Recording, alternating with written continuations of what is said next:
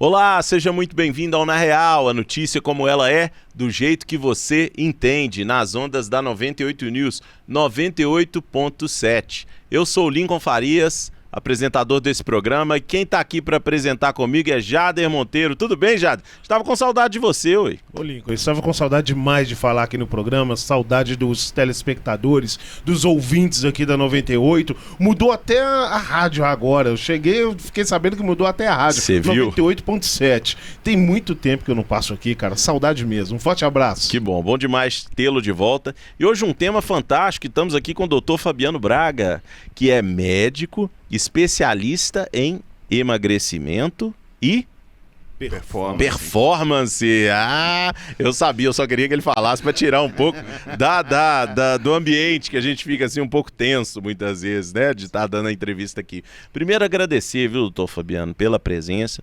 Nosso bate-papo aqui no Na Real, o legal é que a gente tem pessoas nos ouvindo e nos vendo. E isso é muito bacana, então a gente tem sempre pessoas antenadas aqui na 98 News. Nós estamos já com 7 meses de programa, Jader. Sensacional isso, né? Passa muito rápido, né, Lincoln?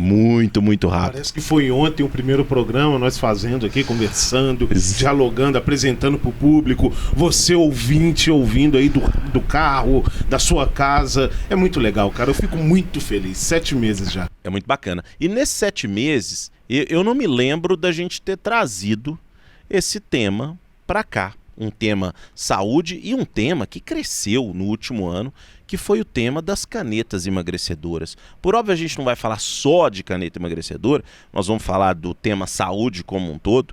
E aí eu queria começar, doutor Fabiano, trazendo aqui um pouquinho de uma introdução, né? Nós estamos falando que nos últimos 10 anos, a população no Brasil, né, obesa, 20 anos na verdade, ela cresceu 27%. É muito, né? Isso em dados oficiais e de pesquisas que foram feitas. A gente vê, de fato, uma alimentação muito diferente. A gente sabe como que as redes de fast food invadiram o nosso país, trazendo até uma alimentação atípica, né? Da nossa base de alimentação, arroz, feijão, carne, quando tem, né? Num país de dificuldades, né, Jader? Quando tem carne, salada, e sendo substituída por lanches rápidos, por um hambúrguer, pizza. Então, doutor, fala um pouquinho desse cenário primeiro pra gente, né? Desse contexto, de fato, essa é a verdade, a gente enxerga assim, a população come mais saudável ou não do que antigamente? Por favor, doutor. Primeiramente, agradecer por esse momento aqui, Lincoln, você e o Jader, né, por essa oportunidade, que sem dúvida é um tema extremamente importante e relevante. Os canais que a gente tem hoje de comunicação, eles estão cada vez mais interessados nesse tema, e é um tema que a gente sabe que muda a vida de muitas pessoas. Então, falar sobre o tema, especialmente sobre obesidade hoje no Brasil, entra num serviço de utilidade pública maravilhoso. Então, quero te parabenizar por essa iniciativa, que a gente continue explorando essa comunicação de uma maneira eficiente, para que as pessoas possam ter entendimento desse problema enorme que, como você citou, nos últimos 20 anos, certamente a gente tem números alarmantes, né? E dentro desses números, já complementando, nós temos hoje 70% dos brasileiros, né, nós já ultrapassamos isso, pacientes com sobrepeso. Meu Deus, 70%? Então é como se você falasse, cada 10 pessoas que você vê na rua, pelo menos 7 estão na situação de sobrepeso, que está ali com IMC acima de 25 e 30, né, trazendo um dado assim mais eficiente. Isso é extremamente preocupante. E é essa a nossa urgência em fazer com que a gente fale cada vez mais do tema para outras pessoas, e que esse canal esteja sempre aberto para a gente ter essa discussão. Nossa, muito bacana. Eu já acabei de descobrir que eu estou na estatística dos 70% da população brasileira. O IMC acima de 25, também estou nessa estatística, talvez por causa de um pouco de massa magra, mas mesmo assim é alarmante, doutor. 70% da população brasileira está em sobrepeso. Ô Jader, você tem essa mesma impressão? Como muitas vezes a gente ouve o dado, mas a gente não tem essa impressão. O que você enxerga disso um pouquinho? Eu vou dizer uma coisa, eu também tô dentro do grupo, tá? Eu também me encaixo aí nesse grupo. Mas eu acho, Lincoln, que com essa mudança que acontece no tempo mesmo, porque o tempo hoje em dia é escasso, sabe, Lincoln? a questão da alimentação, do tempo, do estresse, isso afeta diretamente quem quer fazer uma atividade física. E hoje a maioria das pessoas comem o que encontram na rua. Já foi aquele costume que você iniciou aqui no programa, Lincoln, de ter uma alimentação saudável? Arroz, feijão, salada, carne, ter uma diversidade em relação a legumes, aos alimentos em si. Acabou, cara. Se eu estou com fome, eu vou me alimentar independente do que está ali, uma coxinha, um hambúrguer, uma pizza, um pastel e por aí vai. Eu acho que é legal esse tema aqui no programa, porque traz de volta a mentalidade de muitos que ouvem o nosso programa de ter uma vida saudável, doutor. Que isso é importante para a sociedade, Lincoln. Nós aí, 70% está com sobrepeso. Sem falar de hipertensão, Lincoln. Sem falar de outras doenças que vêm em decorrência à obesidade, ao sobrepeso. Então, é extremamente importante para os ouvintes prestar atenção nesse conteúdo aqui, porque acredito eu que essas informações mudam vida. Doutor, antes da gente entrar no assunto caneta ou soluções eventualmente para a obesidade, me chamou a atenção que essa semana passada, o governo americano veio a público com um dos seus representantes, salvo engano é o ministro da Saúde do governo americano, falar sobre a pirâmide alimentar. E que a pirâmide alimentar, ela foi inclusive intencionalmente alterada anos atrás, décadas atrás, para eventualmente privilegiar uma indústria, e que aquilo tinha provocado altos índices de obesidade e de doenças inflamatórias. E que a pirâmide deveria ser invertida, ou seja, privilegiando o consumo de carne, gorduras boas e eventualmente vegetais, sendo base agora da pirâmide alimentar. Por óbvio, a gente não está duvidando dos estudos do governo americano, mas tem base isso? O senhor podia explicar um pouquinho, trazer? A gente sabe que o senhor tem muito conhecimento nessa área. Explica pra gente de forma prática, para quem está em casa entender se tem sentido ou não. Lincoln, importantíssimo citar isso, porque vem de uma referência mundial, né? Os Estados Unidos fez esse anúncio e certamente isso atingiu todo mundo que trabalha com esse segmento de saúde, né? Não somente os médicos, mas também os nutricionistas, educadores físicos, que isso sempre foi uma guerra muito grande, né? Ter uma boa nutrição. Então, dentro do segmento de saúde, vamos colocar aqui o pano de fundo global começou após a década de 60, onde você tinha que produzir alimentos que durassem mais tempo, que tem relação até com a própria guerra, né? Onde os soldados precisavam de ficar mais tempo no fronte ali. Então, houve essa escalada da indústria alimentícia para que os alimentos durassem mais tempo, né? O pessoal de antigamente conservava os alimentos, né, de uma maneira ali mais rústica, e a indústria veio com essa ascensão. E é bem interessante que a gente tem um mapa, em alguns livros destaca isso, como que foi a evolução que tem relação com o avanço, né, dessa alimentação que dura mais tempo. E aí você tem, depois da década de 80, década de 90, já a geladeira para poder conservar o alimento, e existe um mapa dos Estados Unidos por cima, assim, você vê o litoral aceso, né, onde você tinha muitas pessoas na parte litorânea, e no meio do país com poucos focos de luzes, vendo os Estados Unidos por cima. E aí, 10 anos depois, com o aumento, né, dessa quantidade de luzes no centro do país, fizeram ali uma correlação para entender o período, né, o tempo que foi também a obesidade. E aí o mapa, ele é exatamente igual o mapa da obesidade, é esse mapa da iluminação no país. Qual que é essa correlação? A gente entende, e aí com esse estudo de 10 anos, a gente viu que com a migração das pessoas para o centro do país e a permanência dessas pessoas mais tempo acordada, mais tempo exposta à luz, né? O Jader iniciou essa entrevista aqui falando sobre tempo de exposição, né? Que as pessoas estão ficando mais tempo acordadas. Esse fazia parte não somente do foco principal, que é manter as pessoas mais produtivas. Então tem pessoas que trabalham ali 12, 14, 16, 20 horas, né, de trabalho. E aí foi esse cenário: quanto mais tempo você fica acordado, mais tempo você consome. Só que para você consumir, você tem que ter um alimento que dure mais tempo. Então essa correlação, ela bateu de frente com o projeto e o crescimento da obesidade nos Estados Unidos. Então o mapa ele é igualzinho. O mesmo percentual de crescimento desse período acordado também foi dessa questão da obesidade. Então o que isso tem a ver e por que essa fonte é tão importante para a gente? Os Estados Unidos é onde tem os maiores estudos, o estudo mais avançado, e aí você tem uma visão multifatorial. Evidentemente que falar de obesidade, a gente não pode só destacar um ponto específico, só um ponto da alimentação. Corrigir a pirâmide, eles já sabem muito bem que eles estão corrigindo algo que eles já sabiam que não estava correto. E aí a gente entra em interesses econômicos que eles existem, não somente da indústria, que houve uma ascensão brutal depois da década de 90 até agora, os anos 2000, e ter os Estados Unidos corrigindo de certa forma, otimiza muito os estudos, otimiza muito a visão das pessoas da importância desses alimentos, especialmente as proteínas, na base alimentar.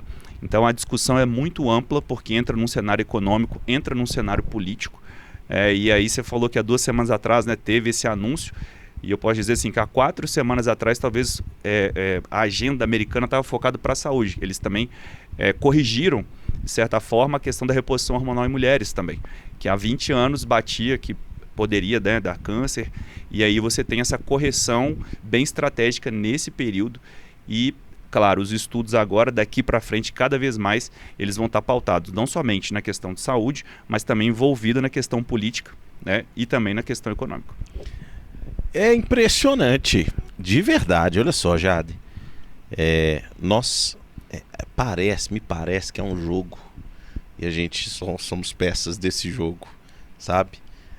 Ou seja, eu tenho uma população, igual o doutor falou, lá na guerra, tinha necessidade de conservar melhor os alimentos. Desenvolvi para que os soldados conseguissem se alimentar.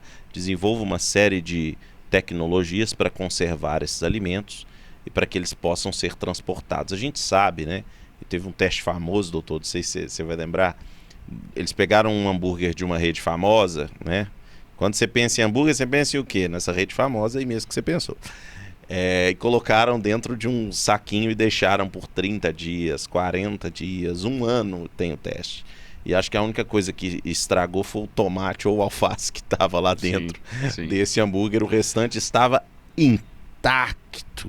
E aí a gente consome aquilo, Meus filhos consomem aquilo. E aí pegaram um hambúrguer de uma outra rede também, concorrente, que é um pouco talvez menos aditivada de conservantes, e o hambúrguer se estraga em dias, cria bolor e tal. É mais ou menos essa lógica, Ou seja, cria um alimento com muito conservante, ele vai durar mais mesmo, e a gente deveria comer aquilo que estraga, ou não? Entra muito na linha do que a gente estava falando agora, porque existe hoje, quanto mais a tecnologia, e a tecnologia é feita para esses alimentos durarem mais tempo, até por uma questão de comércio, para você exportar, para você poder comercializar. E esses alimentos eles têm microfilamentos hormonais e plásticos, que eles vão gerando processos inflamatórios de repetição no intestino. Qual que é o resultado final? Pessoas com baixíssimos índices de absorção de vitaminas. Hoje a maioria da população está com essa deficiência, a carência vitamínica vem disso. E essa deficiência no processo de absorção de vitaminas gera uma demanda recorrente da alimentação. É como se eu como, mas eu não estou nutrindo o meu corpo. Levando em consideração que o corpo ele entende isso, ele ativa o gatilho da fome. Então aquela pessoa que fala assim, olha, estou com boca de alguma coisa, estou querendo alguma coisa, estou com até uma ansiedade. Certamente essa pessoa pode ter consumido esses produtos duráveis, que são produtos que duram mais tempo. E evidentemente que essa digestão também fica mais lentificada, gerando processos inflamatórios que dificultam a absorção desses nutrientes. O corpo, de uma maneira inteligente, ele vai fazendo com que você estimule cada vez mais a alimentação.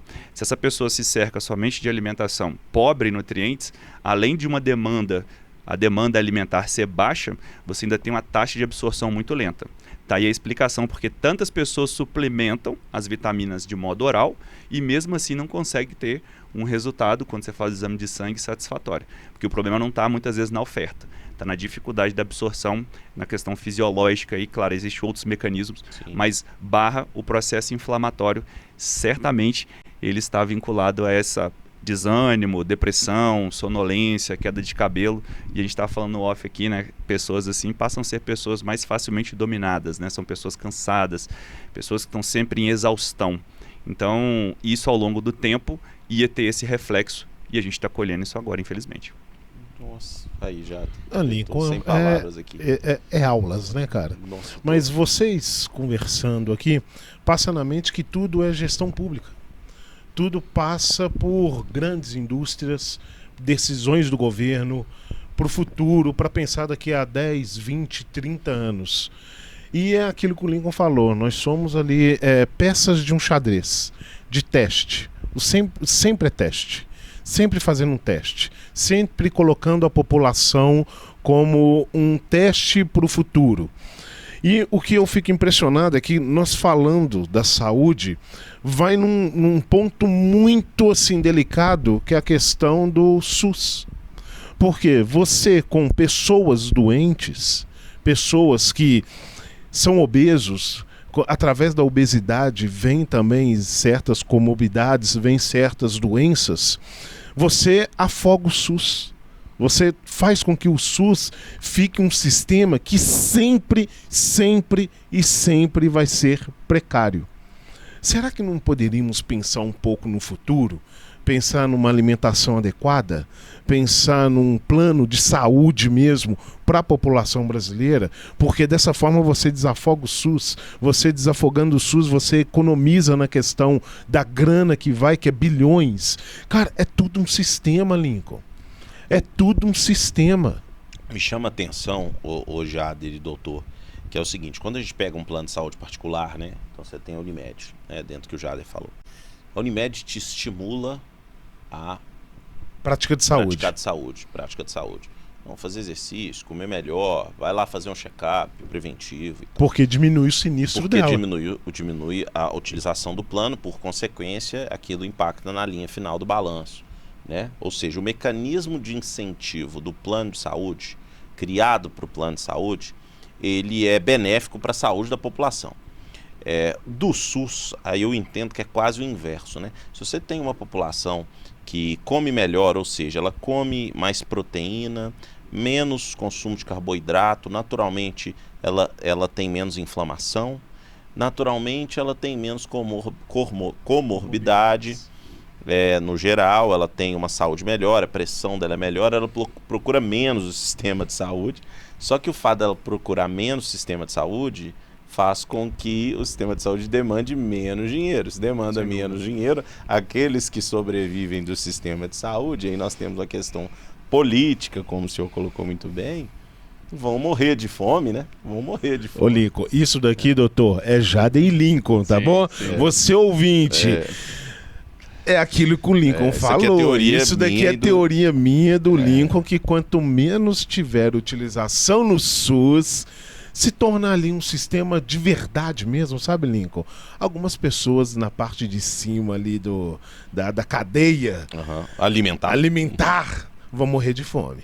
Vão morrer de fome. E doutor, dentro do que nós falamos aqui, eu queria que o senhor explicasse um pouquinho...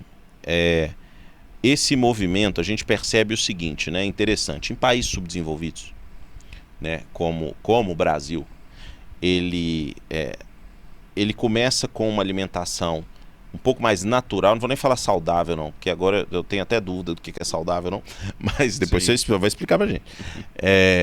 Ele começa com alimentação mais natural e depois ele vem por alimentação mais industrializada, porque acaba sendo mais barato, né? Se você for comprar pão de sal feito na padaria, regular, R$27 o quilo, R$26 o quilo. Você compra por R$6 um pão de forma que não estraga mais.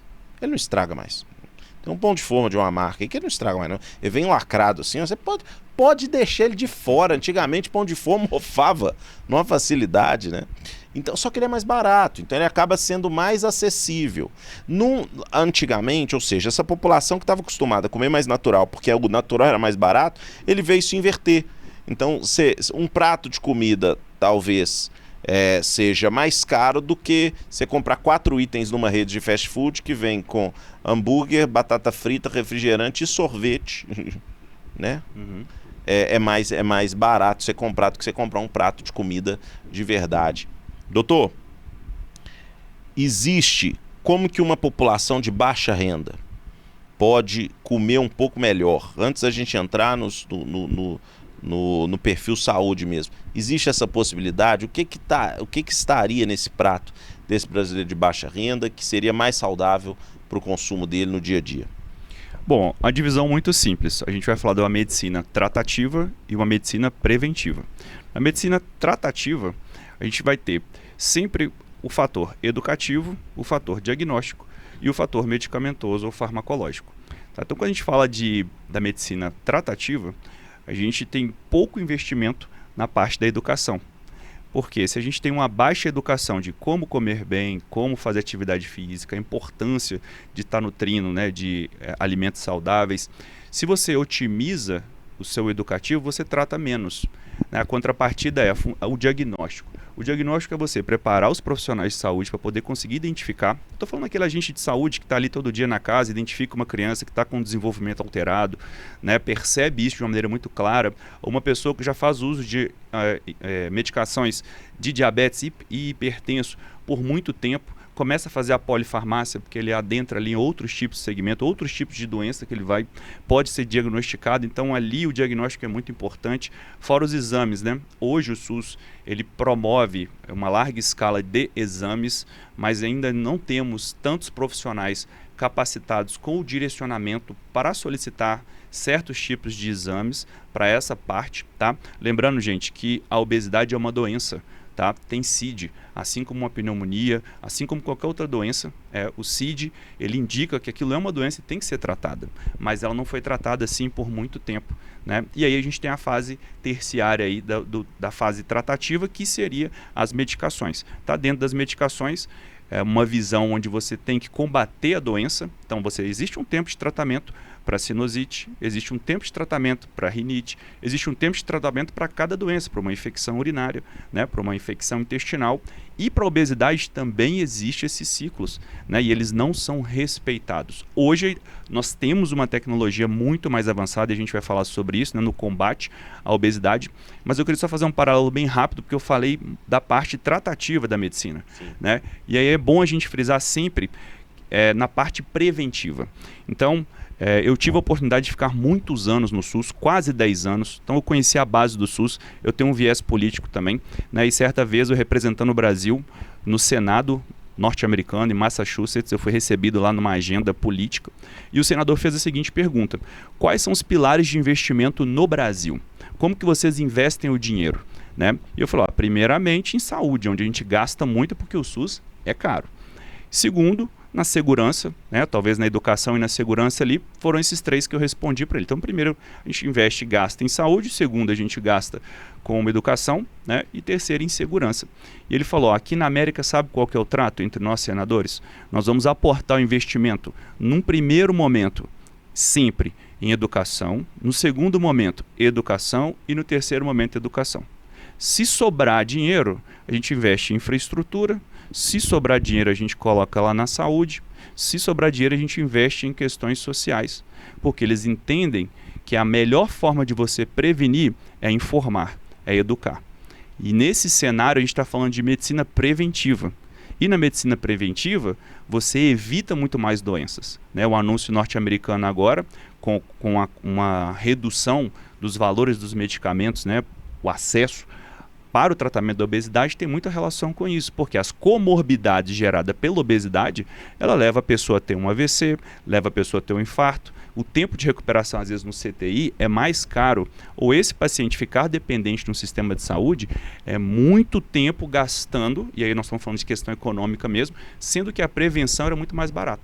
Né? Então, num contrassenso, hoje no consultório, quando o paciente chega, uma das abordagens que eu faço com esse paciente direto é, primeira coisa, vamos observar o que nós temos que tratar, mas já determinando o tempo de tratamento, para a gente não ficar dependente só dessa terceira fase, que é a farmacológica, onde você tem a polifarmácia. Eu recebo pacientes no meu consultório com diversos tipos de medicamentos que a gente poderia substituir pela educação dos bons hábitos alimentares, pela educação de dormir e respeitar as 8 horas de sono, pela educação de se privar, especialmente, né, no Brasil, de bebida alcoólica, né, do consumo abusivo de álcool que a gente tem no Brasil, né, de fast food que agora explodiu também, de açúcar. Isso é educação. Só que o trabalho de educação exige tempo, né? E tempo, a gente tem que ter um tempo, e eu espero, né, já o Jader está no meio político, que os políticos consigam enxergar dessa forma. O nosso gasto é muito mais elevado no tratativo que no preventivo. Então, que isso seja uma tônica no Brasil para que a gente recupere essas pessoas, realmente reabilite e não crie pessoas totalmente dependentes só da farmacologia, né, dependente da medicação e dependente de um sistema que, infelizmente, nem sempre funciona como a gente imaginava que poderia funcionar. O doutor, a gente tem uma série de perguntas ali, né, Jade, que os nossos internautas fizeram. Você foi lá sobre, para a década de 90, não já dedurou sua idade, né, mas é questão de cabelo branco aqui, não tem jeito. Mas, doutor, explica pra gente em relação às canetas emagrecedoras. Quer falar algo antes? Só fazendo essa introdução, Lincoln, porque o que acontece hoje na sociedade? Se alimenta mal, dorme mal, trabalha muito, tem que trabalhar mesmo, viu, galera? Isso aqui é um recado que eu deixo para vocês. Trabalha em excesso, mas não dá valor à saúde. Quando chega a conta, Lincoln, a conta sempre chega, meu amigo, não tem como. Procuram de forma imediatista. E hoje eu vejo que as canetas se tornaram algo para diminuir o peso como algo imediatista. Ainda bem que precisa hoje de receita médica, mas mesmo assim você vê muitas pessoas sem receita médica, se automedicando, comprando em qualquer lugar. O cara da esquina da farmácia da amiga da minha tia vende a tal valor e eu compro lá. Então, acho que a conta chega aí, Lincoln. Nós trouxemos a introdução da saúde. Alimentação, dormir bem, a educação em relação à sua própria saúde. Trouxemos a introdução. Agora, nós vamos trazer uma resposta para aqueles que querem de forma imediatista, que é as canetas emagrecedoras. Eu acrescentaria, né, além de não só de imediatistas, mas aqueles talvez têm dificuldades, que eu queria que o doutor talvez explicasse para a gente, né, doutor? Essas duas, isso que o Jader trouxe é muito importante. Hoje nós temos algo, né? Ou seja, até então a gente tinha uma caneta, tinha um composto. Você explica pra gente melhor do que eu, viu, doutor? Tinha um composto, né? Que eu acho que era um composto só, que estava num tipo de caneta. Depois eu tive uma outra caneta que tem 2 compostos, não é isso? Não vou me arriscar a falar os nomes, não, para não passar vergonha. E agora parece ter uma evolução, que tem 3 compostos, né? Explica pra gente, doutor, essa questão do imediatismo, ou seja, das pessoas quererem de fato emagrecer ou de precisarem emagrecer. Explica um pouco pra gente sobre essas canetas e um pouco do que o Jader trouxe pra gente. Essa visão imediatista, se a gente for trazer para nossa vida, a gente quer em qualquer coisa, né, que a gente vai fazer, a gente quer um resultado expresso. Acho que o nome correto para a gente dar é ferramenta. Tá? A medicina tratativa, ela cresceu muito e o tratamento ele é importante, sim, não que eu seja contra. Tá? Eu sou muito a favor. Mas a tecnologia ela veio aumentando e vem ampliando, e para a gente que trabalha, a gente luta contra a obesidade há muitos anos. Esse tempo é um tempo maravilhoso, porque a gente conseguiu chegar numa estrutura molecular que ela atua de uma maneira fantástica no metabolismo. Isso é sensacional. Mas tudo começou em 2010.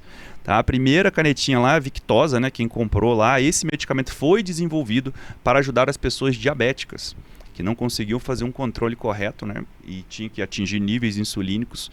E aí, em 2010, a gente tinha essa primeira, a liraglutida, que era a substância, e o nome comercial era o Victoza. A aplicação diária, então você tinha que usar todos os dias, e essa medicação ela evoluiu. Né? Então depois dela nós tivemos a Saxenda, que também era uma aplicação diária, e só que você conseguia aumentar a dose. Só que a Saxenda, que também a liraglutida, ela já foi indicada para tratamento de sobrepeso e obesidade. Então o Victoza era só para diabéticos, né?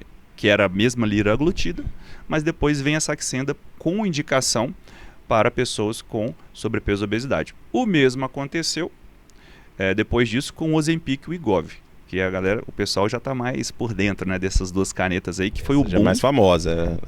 Foi o boom. E a adesão também foi boa, né? Porque eram medicamentos, e são, né? Medicamentos que a aplicação é mais fácil, né? Uma vez por semana, você não precisa de fazer a medicação todos os dias. Mas continua sendo o que a gente chama de análogos do GLP-1. Esse nome é porque é um hormônio que a gente já produz. Então, só que quando você faz a aplicação, você antecipa esse hormônio e os benefícios dele, né? Vai agir ali no intestino, vai agir no pâncreas e no cérebro também. Então, a pessoa não somente emagrece, mas ela cria um ambiente metabólico muito mais favorável. Não somente para o emagrecimento, mas a gente vê que a pessoa passa a ter mais lucidez. O benefício da medicação não é só pelo emagrecimento. Quem está em uso, ela passa a ter mais lucidez no quadro que ela está, ela passa a entender um pouco melhor que aquela alimentação e aquele processo. É importante que ela tenha uma rede de apoio, e aí eu falo de profissionais e multiprofissionais focados naquilo. Então essa integração da medicação, ela vem também com uma educação direcionada.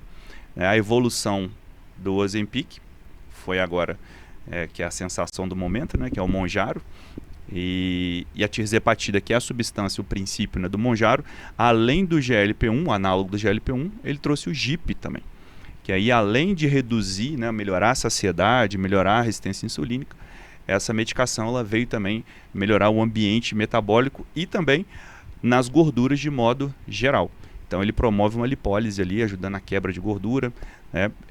Hoje a gente tem aí até 22% de redução do peso. Então estou falando um homem de 100 quilos, né, que usa hoje o Mounjaro, ele tem a capacidade de descer ali para 80 quilos, perdendo ali 22 quilos ali no período de aplicação 10 do Mounjaro. 10? Parabéns. 10 parabéns. 10 quilos, hein? 10 quilos. Top, hein, Lincoln? Que é isso, hein? Parabéns, Já recuperei um, mas estou querendo perder ele de novo. Mas é importante a gente destacar essas ferramentas, porque não para por aí, né? Hoje a gente já tem estudo na fase 3 aí, que é acima, né, do Mounjaro, acima da tirzepatida, que é a retratutida. Essa está na fase 3 e provavelmente no fim de 2026 agora, para 2027, a gente já tenha liberado, né, pelos órgãos aí, a Anvisa e o FDA, para uso, que ela promete aí 28%, até 28% do peso total, com um diferencial. Ele vai ter mais um acréscimo de um hormônio que é o glucagon. O diferencial vai ser porque hoje o Mounjaro ele promove uma perda muito grande de massa muscular também. Tá, esse é o ponto negativo dele, né? Mas a Retra, que vai vir depois, ela não permite que você perca massa muscular de uma maneira tão acentuada. Então, vou pegar uma pessoa super obesa, né, obesidade mórbida, que tem dificuldade de se locomover ali 180, 190 quilos. Essa pessoa, para ela não perder massa muscular, que é importantíssimo para o desenvolvimento dela, muitas vezes essa medicação ela vai ser indicada para essas pessoas que têm maior dificuldade. Agora, a pessoa que quer ali perder, né, 20 quilos, 15 quilos, tem condição de ir para a academia, tem condição de fazer uma atividade física, o Mounjaro atende muito bem. Já essa última acho que você vai tomar, rapaz. Ai, irmão. Você viu? Você sentiu tomar ganho de no massa litro. magra? Eu vou comprar no galão. Sabe? Chegar na farmácia, no galão. No galão. Doutor, nós temos as perguntas ali, mas eu queria fazer um comentário em cima do que o senhor trouxe. Sim. Ou seja, quando me foi indicado Mounjaro, não foi pelo sobrepeso. Foi em função da glicose. Sim, perfeito. Então eu não conseguia diminuir, reduzir, e a gente já fazia tratamento há 2 anos, assim, de forma regular, e tinha uma dificuldade muito grande. E aí o meu médico falou, olha, tá na hora da gente entrar, o Mounjaro estava começando a decolar assim no Brasil. Não é para todo mundo ainda em função do preço. Isso é uma barreira que eu acho que o governo americano com a Novo Nordisk está tentando quebrar, né? Que essa barreira, porque ele entendeu que é um aspecto econômico, além até de saúde. Sem dúvida. Um aspecto econômico. Mas eu vi como que isso foi bom para mim. Tive alguns efeitos colaterais, depois a gente pode perguntar ao doutor quais são, mas pouquíssimos, frente ao benefício que eu tive. Meu joelho dói menos, porque eu tenho menos peso e assim por diante, né? Jader. Então, nós aqui do Programa Na Real recebemos mensagens da nossa caixa postal dos nossos internautas. Já dedurei a idade do Lincoln aqui. Depois a gente passa a caixa postal. Também, você irmão, lembra dessa, também, né? Irmão. Caixa postal 346, você lembra Vou dessa, passar. né? Doutor, nós recebemos algumas perguntas que nós colocamos nas redes sociais dos telespectadores que estariam ouvindo hoje o nosso programa. Sim. Então, para você que está ouvindo, é uma consulta 0800. Já curte, já já segue e compartilha o programa. Daqui a pouco o doutor também vai falar as redes sociais dele para você seguir. Essa consulta aqui é 0800 para você. A primeira pergunta é: mito ou verdade que após o uso o ganho de peso é maior? Muito boa pergunta, viu? É verdade. Tá? Ano passado a gente teve um dado importante e fizeram um balanço, né, geral para entender como que foi a resposta das pessoas pelo uso, né? Ano passado, 2025, foi marcado por isso, né? Muitas pessoas utilizando. E a gente chegou num dado que é assustador. 82% das pessoas que utilizaram o Monjaro tiveram reganho logo após parar a medicação. Então, não é mito, isso é verdade. Se você não tem uma programação alimentar, se você não tem um acompanhamento médico, se você não tem um acompanhamento com profissionais vinculados à parte da saúde e treino, é como se você estivesse afogando, né? Eu falo assim, o Monjaro é assim, você está afundando lá em alto mar, eles jogam uma boia em você. O Monjaro é essa boia. Só que você tem que remar até a beirada da praia. Muitas pessoas ficam ali na boia e não remam. Então, quando você tira a boia, acaba afundando de novo. Então, o trabalho nosso não é só prescrever, né? A prescrição, as pessoas têm acesso até sem prescrição. Agora, se você não faz um acompanhamento, um direcionamento correto, você está fadado a voltar a ganhar peso muito rápido. Próxima pergunta aqui, posso, Lincoln? Pode fazer, já. Conduz as perguntas aí. É verdade que o Ozempic causa cegueira? Então, não causa cegueira, a resposta é não. Porém, as pessoas que têm índice e resistência insulínica muito elevada e índices glicêmicos muito elevados, quando você faz o uso dessas medicações, o Ozempic ou o Monjaro, você abaixa o índice muito rápido glicêmico. E isso pode causar uma dificuldade visual. Tá? Uma baixa acuidade visual por causa desse movimento da glicose de uma maneira acentuada. Não é que causa cegueira, mas pode apresentar uma certa dificuldade para aquelas pessoas que têm maior resistência. Vamos lá então a consulta, Lincoln. Pode usar Glifagen XR junto com o Monjaro? Pode ter queda de glicose? Então, essa medicação talvez é a medicação mais utilizada para quem é diabético e para quem tem resistência insulínica, né? E algumas pessoas que também tratam outros problemas inflamatórios, como ovários policísticos, tá? O Glifagen, ele é uma medicação que ajuda a melhorar a resistência insulínica. Então, ele faz com que o corpo utilize melhor a insulina e a glicose, faz um balanço melhor. Então, alguns pacientes, além do Monjaro, a gente utiliza a estratégia do Glifagen também, mas só com orientação médica, com o direcionamento correto para alguns casos específicos.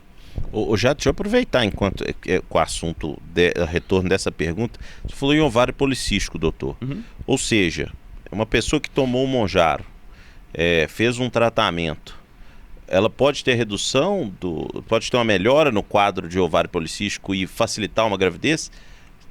Isso é interessante. Ó. Temos muitos casos, né, disso, porque, na verdade, não é que a pessoa facilita de engravidar, é porque o Monjaro ele cria um ambiente metabólico mais favorável para que aconteça a gravidez. Então, tem mulheres que têm processos inflamatórios importantes, né, ginecológicos, e o Monjaro ele atua nisso também. Então ela tem uma vida mais saudável, ela come melhor, ela dorme melhor, ela hidrata melhor, automaticamente ela ovula no tempo certo e o risco de gravidez realmente é superior quando você faz o uso desses medicamentos, inclusive das mulheres que usam anticoncepcional. Tem que ter cuidado também, pode favorecer de engravidar, então tem que ficar atento. Atenção, galera de casa. Atenção, galera de casa. Tem que pegar esse vídeo quando ele sair, voltar, gravar de novo, dar print, compartilhar. Nós não temos que pôr esse corte. Esse tem que pôr o corte. Vários aqui. Hoje nós não temos. O tem que pôr o corte. Você casado que está utilizando todo cuidado possível, porque mesmo tomando o anticoncepcional, pode ganhar no bingo. Especialmente o anticoncepcional oral, sim. O DIU já não, né? O Implanon também não, mas o anticoncepcional certamente. Tem que ter uma atenção redobrada aí. Tá vendo, Lincoln? Esse é o programa informativo para as pessoas que estão aqui na 98 News. E sabe o que é legal? É que existem mulheres com dificuldade de engravidar em função desses problemas. Ou seja, gente, pode matar dois coelhos com uma cajadada só. Você vai resolver dois problemas. Um problema de muitas vezes de obesidade, Sim. em conjunto com um problema de uma dificuldade de gravidez. Só aproveitar essa janela, Lincoln. Muitas pessoas estranham, por exemplo, um ginecologista prescrevendo Monjaro ou um ortopedista prescrevendo Monjaro, né? Há 2, 3 anos atrás, você falar que esses profissionais estão tratando a obesidade era algo estranho, mas isso hoje está relacionado. E aí a mulher que muitos anos está ali tratando de uma maneira isolada, a gente encontrou o benefício dessa droga, todas as especialidades, inclusive psiquiatras também, utilizando, porque gera um ambiente metabólico mais favorável para o paciente. Isso é incrível. Impressionante. Legal, viu, Lincoln? Muito legal. Essa pergunta sua foi boa, viu, Lincoln? Né? Vou dar continuidade aqui. É uma pergunta que uma ouvinte passou aqui para nós. Quais são os perigos de usar as canetas? A primeira, hoje, né, o principal perigo é você administrar doses não correspondentes à sua necessidade. O segundo perigo também que a gente tem é o fato da venda indiscriminada. Quando você fala de uma medicação cara, né, como você citou há pouco tempo, você tem alternativas mais baratas e nem muitas vezes essas alternativas são legalizadas, né, estão regularizadas. E aí dificulta muito o estudo científico, porque às vezes os efeitos colaterais não têm relação com o peptídeo em si, com a molécula, mas tem relação com a má condução, o péssimo transporte, né, a forma como veio e a falta, né, a origem dessa medicação. Então, o risco hoje está muito mais associado de onde vem essa droga do que propriamente os efeitos colaterais. Claro que você pode ter um pouco de enjoo no começo, né? A gente falou, um pouco de mal-estar, indisposição. Isso é comum, uma desidratação intensa, mas são fatores que você consegue corrigir. Antigamente, no Ozempic, nós tínhamos muitos pacientes abandonando o tratamento, porque realmente os sintomas eram mais intensos, né? A substância que está ali, né, na medicação, ela é uma substância menos estável do que o Monjaro, que é uma substância mais estável, né? Então, o Wegovy, né, ele é uma molécula mais instável, por isso que ele gera nas pessoas efeitos colaterais maiores. Então, assim, o risco, Jader, principal risco de fazer o uso sem a orientação é você não saber o tanto que você tem que usar, se aquele efeito está correspondente com aquela droga que você está utilizando e a forma como você vai deixar de usar essa medicação. O resultado imediato pode até vir, mas as consequências disso num médio e longo prazo, infelizmente, a gente já está colhendo os frutos podres disso aí. É engraçado, Lincoln, que tem perguntas aqui que como se deve começar a usar com 2,5 gramas, então provavelmente essas pessoas já estão utilizando sem orientação médica. Compre e utiliza. Assim, eu acho que a gente tem que informar, tá? Sim. Se você pegar na bula do medicamento, está dizendo que o tratamento é indicado para 54 semanas dessas substâncias, o que daria 1 ano, tá? 54 semanas. Se você vai falar em progressão de dose, né, a dose primária que você tem é 2,5 miligramas, que provavelmente é essa pergunta, né? Quantos miligramas iniciar? Então, se você tem indicação, se você precisa fazer uso dessa medicação, é determinado um tempo de uso. E dentro desse tempo de uso, vamos supor que a sua janela é de 8 semanas, ou a sua janela é de 16 semanas, ou uma janela de 32 semanas. Você pode ter variáveis ao longo do processo de acordo com o seu resultado também. Muitas vezes eu retirei a medicação de alguns pacientes que tiveram um resultado muito validado, excepcional. E outros pacientes também que a gente esperava dentro daquele período entregar um resultado, não entregava. Então a gente teve que fazer mais tempo essa medicação, espaçar. Então é uma ferramenta potente, mas que tem que saber utilizar também. Ou seja, a dosagem vai variar de acordo, claro, de paciente para paciente. Para uns uma dosagem menor vai funcionar de um jeito, para outros nem tanto, vou ter que aumentar a dosagem, tudo. Eu comecei com uma dosagem de 5 fala, doutor? 5 miligramas. 5 miligramas. E para mim já deu um resultado muito interessante. Eu não precisei de progredir dessa dosagem. Mas eu vi pessoas que 5 miligramas não surtiu pouco efeito, vamos falar assim, né? Sim. E tiveram que subir para 7,5, 10. Chega até quanto, doutor? A dosagem máxima do Monjaro?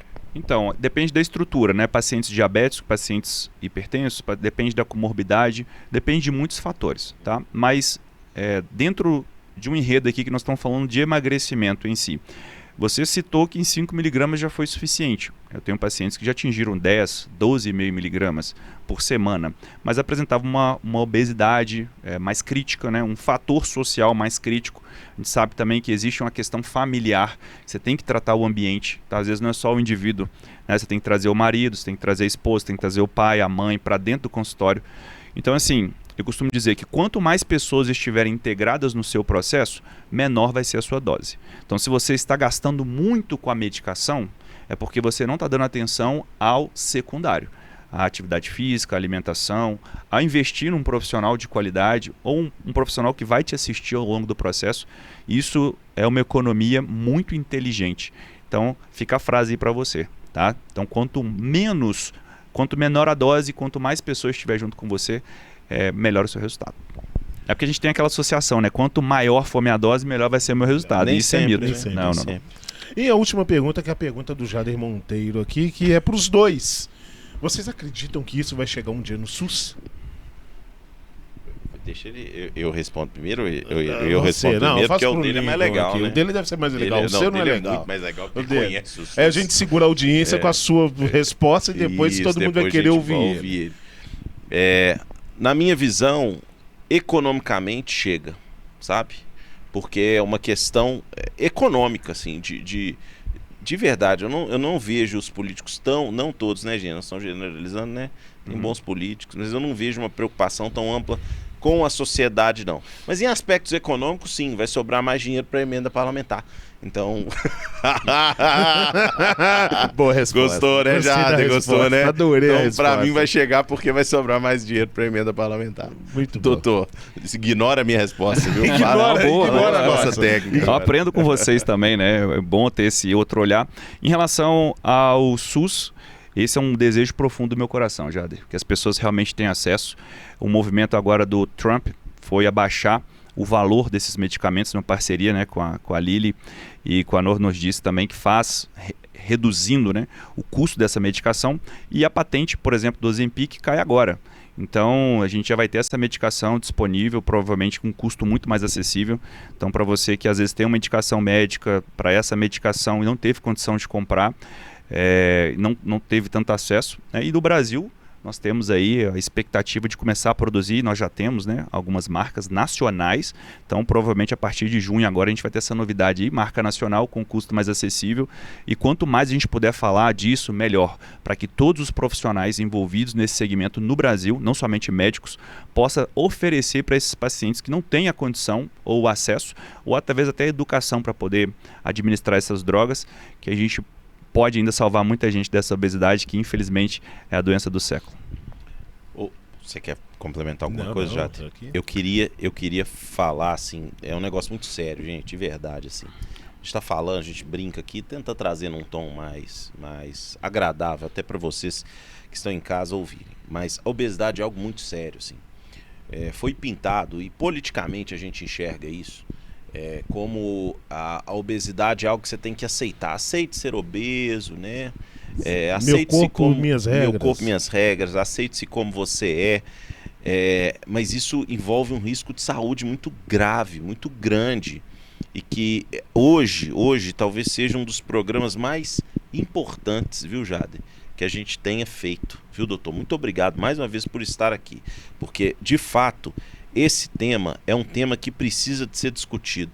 Existem pessoas que estão aprisionadas de verdade num ciclo vicioso que colocam elas numa condição de obesidade, né, em função de aspectos psicológicos, aspectos familiares, o entorno que não colabora, a situação econômica.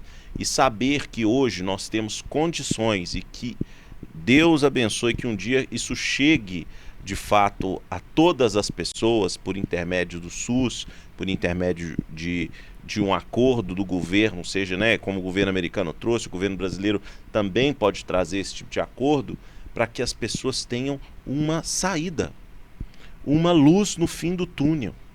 Para pessoas que estão presas mesmo naquele ciclo vicioso, estão obesas, que elas possam ter uma luz no fim do túnel.